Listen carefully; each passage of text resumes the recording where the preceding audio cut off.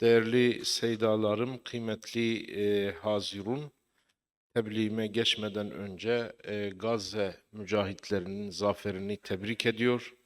Özellikle Şeyh Fevzi Berhum şahsında onların zaferini tebrik ediyor. Şehitlerine Allah'tan rahmet, yaralılarına da acil şifalar diliyorum. Tebliğimi üç başlık halinde sunmaya gayret edeceğim. En başta Kudüs ve Mescid-i Aksa'nın önemine değinmeye çalışacağım. Malumunuz olduğu üzere Kur'an-ı Kerim'de üç yerde Kudüs'ten ve dolayısıyla Mescid-i Aksa'dan bahsedilmektedir. Birincisi İsra suresinin 1. ayetinde Bismillahirrahmanirrahim. Subhanellezi esra bi abdihi leylen minel mescidil harami ilel mescidil aksa ellezî barakna havlehu linuriyehu min ayatina innehu huves semi'ul basir. Bir gece kendisine bazı ayetlerimizi gösterelim diye kulunu Mescid-i Haram'dan Mescid-i Aksa'ya, yani çevresini mübarek kıldığımız Mescid-i Aksa'ya götüren Allah eksikliklerden münezzehtir. O her şeyi işitmekte ve görmektedir. Ayette "Ellezî bâreknâ havlehu" ifadesiyle Kudüs kastedilmektedir. İkincisi Yunus suresinin 93. ayetinde burada Kudüs seçkin bir yer olarak geçmektedir. وَلَقَدْ بَوَّأْنَا بَنِي İsrail'e mübevve'e sıdkın. Andolsun biz İsrail oğullarını seçkin bir yere yerleştirdik. Burada da mübevve'e sıdkın tabirinden murat yine Kudüs'tür. Üçüncüsü ise Maide suresinin 21. ayetinde kutsal topraklar olarak kastedilmektedir. Ya kavmi dkhulul ardal mukaddesete elleti keteballahu lekum ve la terteddu ala edbarikum fetenqalibu khasirin. Ey kavmim, Allah'ın sizin için ikamet edilecek yer olarak yazdığı kutsal topraklara girin. El-ardul mukaddese. Buradaki kavramla yine Kudüs kastedilmektedir. Hadislere baktığımızda ise Efendimiz Aleyhisselatu Vesselam la tuşeddur rihalu illa ila thelâtheti mesacid el mescidil haram ve mescidil resul ve mescidil aksa. Mescid-i Aksa'nın Mescid-i Haram ve Mescid-i Nebevi ile beraber ziyaret amacıyla seyahat edilebilecek üç meclisten biri ve yeryüzünde Mescid-i Haram'dan sonra inşa edilen ikinci mescit olduğu belirtilmiştir. Ayrıca bazı rivayetlerde Hazreti Peygamber'in Mescid-ül Aksa'da namaz kılmayı tavsiye ettiği de aktarılmaktadır. Hicretten önce 2 veya 3 yıl süreyle Hazreti Peygamber'in Kabe'yi de önüne almak suretiyle Kudüs'e yönelerek namaz kıldığı, Medine döneminde 16 veya 17 ay bu uygulamanın devam ettiği, daha sonra kıblenin Kabe'ye çevrildiği kabul edilmektedir. Resul-i Ekrem'in sağlığında belli bir dönem için Kudüs'ün kıble olarak tercih edilmesi, Müslümanların bu şehri dini bir merkez olarak görmelerine sebep olmuştur. Ayrıca yukarıda da geçtiği gibi Hazreti Peygamber'in İsra ve Miraç mucizelerinde Mescid-i Aksa'ya gitmiş olması Müslümanlar için bu şehrin önemini artırmıştır. Bunların dışında Kudüs Hazreti İbrahim'den itibaren pek çok peygamberin yaşadığı, mukaddes olarak tanımlanan bir bölgede bulunması, Hazreti Süleyman'ın inşa ettiği Beytül Makdis'i, mabedi barındırması, İsrail oğullarına gönderilen peygamberlerin mücadelelerine mekan olması açısından semavi dinler geleneğinde de önemli bir yere sahip olmuştur. Kudüs'ün İslam toplumlarında her zaman önemli bir yeri olmuştur.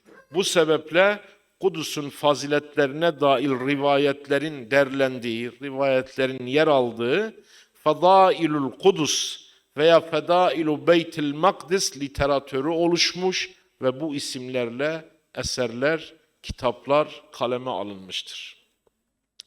Kudüs'ün önemine kısaca değindikten sonra dünden bugüne Kudüs ve Kudüs'ün İslam tarihindeki yerine değinmeye gayret edeceğim. Birincisi Kudüs'ün Müslümanlar tarafından fethiyle başlayacağız. Hristiyanların Filistin bölgesindeki kutsal merkezi Kudüs'ü kuşatan İslam orduları başkumandanı Ebu Ubeyde İbnül Cerrah'tan aman dileyen Kudüs halkı şehri bizzat halifeye teslim etmek istediğini bildirdi. Hazreti Ömer Ebu Ubeyde'nin daveti üzerine Cabiye'den Kudüs'e gelerek şehri Patrik Sopronios'tan teslim aldı ve anlaşmayı imzaladı. Kudüs fethedilişinden Haçlı istilasına kadar yani 1099 senesine kadar bu şekilde Müslümanların iktidarında kaldı. Kudüs 15 Temmuz 1099 tarihinde Haçlıların eline girmiş ve yaklaşık olarak 90 yıl Haçlıların elinde kalmıştır. Selahaddin Eyyubi Miraç kandiline denk düşen 27 Recep 583 yani 2 Ekim 1187'de Cuma günü Kudüs'e girip Kudüs'ü Haçlılardan teslim almıştır. Daha sonraki yıllarda Batılılar silah zoruyla elde edemedikleri Kudüs'e diplomatik gayretleri neticesinde kavuşmuşlardır. Bu yüzden İmparator II. Friedrich düzenlediği Haçlı seferleri sırasında yani 1229 yılında Eyyubi hükümdarı El-Melikül Kamil Muhammed ile anlaşarak 10 yıl süreyle Kudüs'e sahip olma hakkını elde etmiştir. Bu dönem Mısır Eyyubileri kendisine muhalif olan Suriye Eyyubilerine karşı Harzmlı atlı birliklerini Dımaşk ve Filistin bölgesine baskın yapmaya çağırmasına kadar sürmüştür. Harzmliler Dımaşk civarında dehşet saçarak bütün bölgeyi yakıp yıktıktan sonra 11 Temmuz 1244'te Kudüs'e girdiler. Böylece Kudüs kesin olarak Haçlıların elinden çıkmış ve Mısır Eyyubilerinin hakimiyetine girmiş oldu. Haçlıların 1099'da Kudüs'ü ilk alışından 145 yıl sonra şehir Harzmlilerin eline geçmişti. Ve Memlukliler dönemi başlıyor. Kudüs, Memluk Devleti'nin ilk kuruluş yılları sırasında yani 1250-1260'lı yıllarda Suriye'deki Eyyubiler ile Memlukliler arasında birkaç defa el değiştirmiştir. Abbasi halifesi Müsta'sım Billah'ın aracılığıyla Suriye'deki Eyyubiler ve Memlükler arasında yapılan barış antlaşması ile Nisan 1253'te Kudüs Memlüklilere bırakıldı. Ancak Filistin ve Kudüs 1256 yılında tekrar Eyyubilerin eline geçti.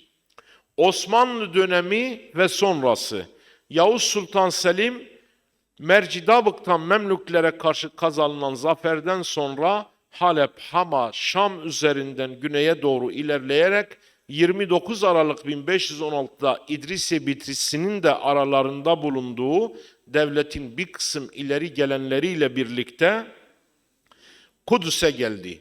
Ancak Kudüs padişahın gelişinden önce muhtemelen Ekim 1516'da fethedilmişti.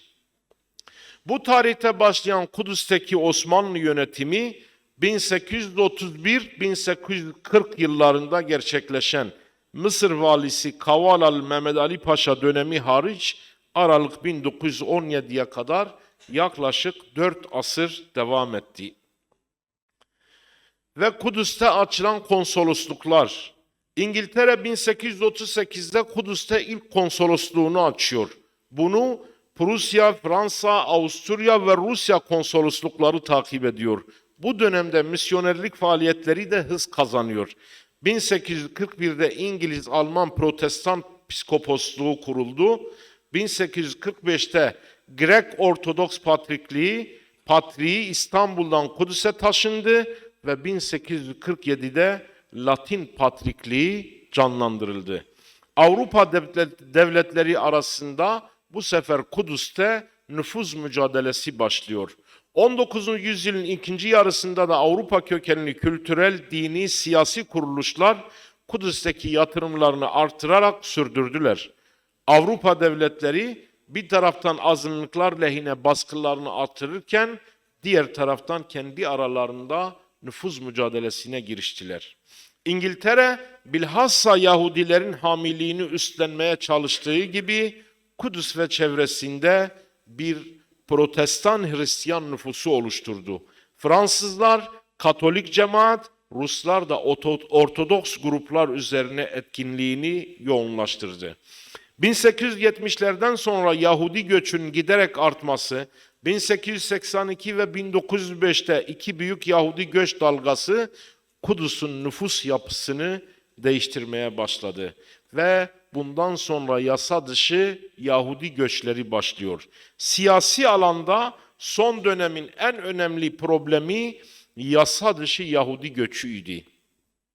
Osmanlı Devleti Yahudi göçünü ve Yahudilere toprak satışını engelleme girişimleri çerçevesinde birçok tedbir almasına rağmen mahalli ve milletler arası kaynaklı sebeplerden dolayı tam anlamıyla başarılı olamadı.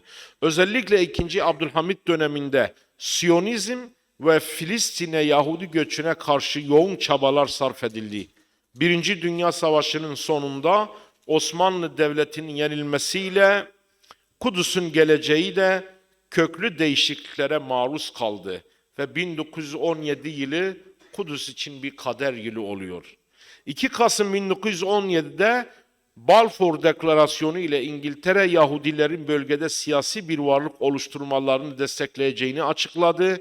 11 Aralık 1917'de de İngiliz askerleri Kudüs'ü işgal etti. İngiliz işgali Kudüs'teki sadece Haçlı işgaliyle kesintiye uğrayan yaklaşık 1200 yıllık Müslüman yönetimini de maalesef sona erdirdi. Bu dönemde yerli nüfusun büyük çoğunluğunu oluşturan Müslüman ve Hristiyan Arapların yerine yeni gelen Yahudiler yerleştirildi. Kudüs 1917-1920 yılları arasında İngiliz askeri yönetimine kaldı. Kudüs 1920'den ve 1948'de terörist İsrail Devleti'nin kuruluşuna kadar devam edecek olan İngiliz sivil yönetiminin elinde kaldı. Ve İngiltere Kudüs'te milletler arası bir statü verilmesini istiyor. Müslümanlar ile Yahudiler arasında dengelerin tamamen alt üst olmasının doğurduğu problemleri çözemeyen İngiltere, 1947'de Birleşmiş Milletler'e sunduğu Filistin'i paylaştırma planında Kudüs'e milletler arası bir statü verilmesini önerdi. 1948 Arap-İsrail Savaşı'nda İsrail Batı Kudüs'ü işgal ediyor ve Ürdün ise eski şehri yani Doğu Kudüs'ü ele geçiriyor. Böylece Kudüs Batı ve Doğu olmak üzere ikiye bölünüyor. İsrail Ocak 1950'de Birleşmiş Milletler kararlarına aykırı olarak Batı Kudüs'ü başşehir ilan ediyor ve parlamento ile birlikte diğer önemli hükümet birimlerini Batı Kudüs'e taşıyor. 1948'de 60 bin Arap nüfusuna karşılık Yahudi nüfusu 100 bin dolayındaydı. Bu rakam 1967'de 197 bine yükseliyor. 1967 Arap-İsrail Savaşı'nda şehrin tamamını işgal eden İsrail, yerleşimlerin şehri kuşatıcı şekilde planlanması ve özellikle Doğu Kudüs'te yoğunlaşarak bölgenin Arap nüfusunu geride bırakması dikkat çekiciydi. Birleşmiş Milletler'in birçok defa kınamasına ve karşı çıkmasına rağmen İsrail, Kudüs'ün Arap-İslam karakterini zayıflatma politikalarına devam etti ve nihayet 21 Ağustos 1980'de doğusu ve batısıyla Birleşik Kudüs'ün İsrail'in ebedi başşehri olduğunu ilan etti. 1987'de Müslüman Araplar 475 bin kişilik Kudüs nüfusunun sadece %28'ini oluşturuyordu. Ve intifada. İsrail'in Kudüs ve Filistin'de Müslümanların haklarını kısıtlayıcı politikaları 1987'de Batı Şeria'da intifadaya yol açtı. 1990'lı yıllarda da Kudüs'ün İslami yapısını değiştirmeye yönelik politikalara devam edildi. Tarihi mekanların yıkılması, Müslümanların gayrimenkullerine el konulması, çeşitli sebeplerle Müslümanların şehri terk etmesinin sağlanması gibi politikalar sonucu Kudüs'teki Yahudi mülklerin birkaç kat arttığı görülmektedir. Ve günümüze kadar Siyonistlerin saldırıları hep devam etti. Terör İsrail devleti adeta bir Kudüs köpek gibi her yıl özellikle Ramazan ayında Gazze'ye saldırılar düzenledi ve her bir saldırıda sayıları bazen binleri bulan Gazze'li kadın ve çocuklar şehit oldu ve ta ki zaferle taçlanan Aksa tufanına kadar